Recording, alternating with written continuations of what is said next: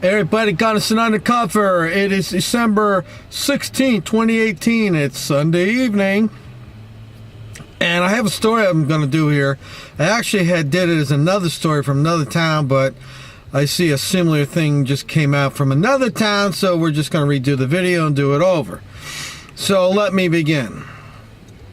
It's more, exposing the bullshit. Guys, New Jersey Exposed is a bullshit-free channel.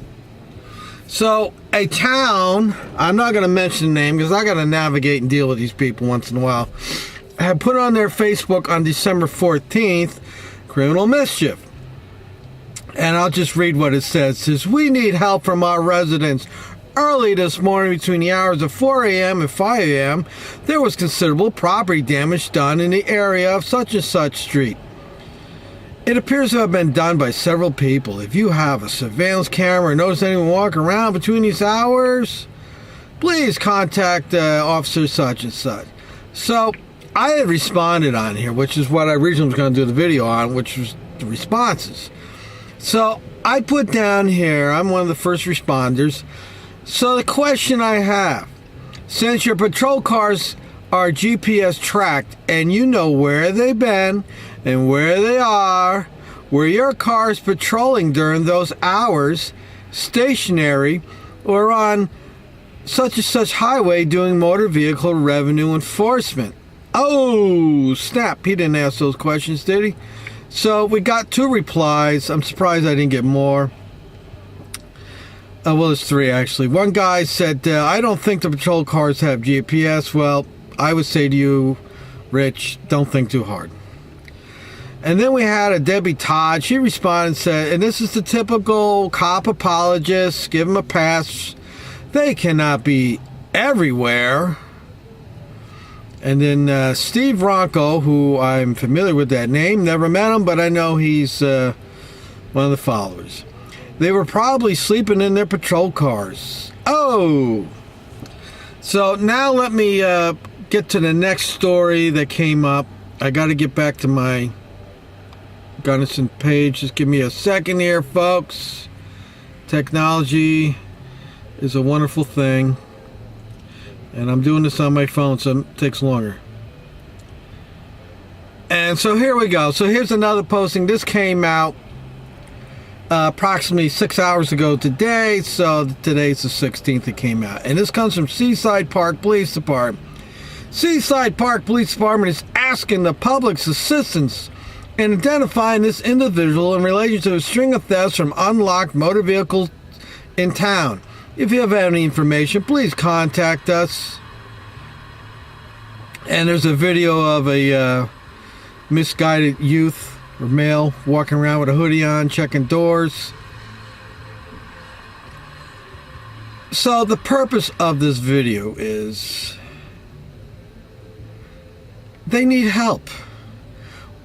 They can't do the job, so they need help. They need us to help them. You get it? You get what I'm saying? They need us to help them. Why am I paying you all this money if I need to help you? Okay, I get it. You can't be everywhere at once. I'll agree with that. So let me say to you this. Exactly what I said to the other town. I'm going to mention the name. Where were your cars during that hour of the morning that this took place? Were they moving around? Were they sitting on a highway?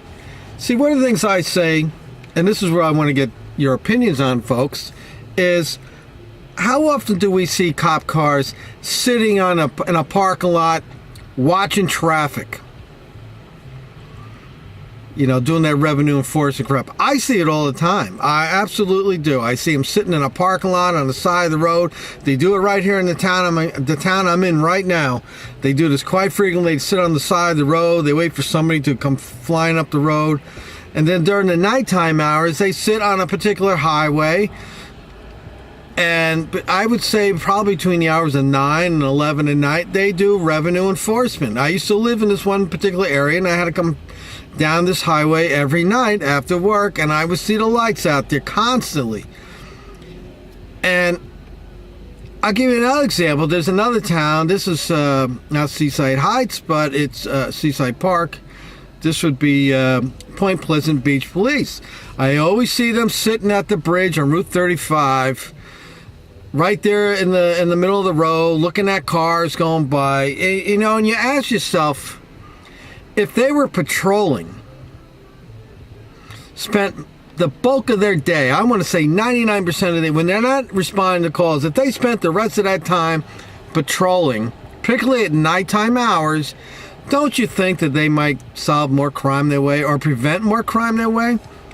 I mean, I saw this one night, and more than one occasion where I saw this particular town, car sitting in the dark parking lot with his lights off, and he sat there probably for 15, 20 minutes trying to catch somebody, and I think to myself, he could have patrolling. He could have been patrolling instead of trolling. Because, as we know, the bulk of their work is trolling, not patrolling.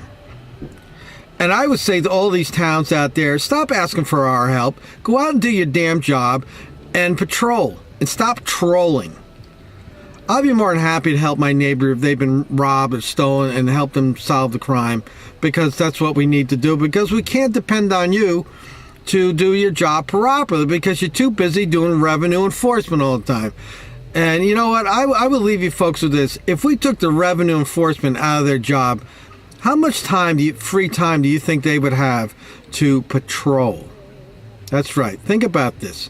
If we took the revenue enforcement out of their job, how much more time in the course of their shift would they have time to patrol?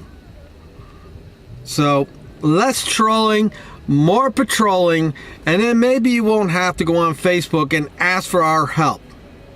Because if you got to ask for our help, why are we paying you? It's Gunnison Undercover. Like, share, subscribe. You can always reach me at GunnisonUndercover@gmail.com. Until next time, folks, you know the deal. And cut through the bullshit. This is the new thing. Cut through the bullshit. I'm going to cut through the bullshit.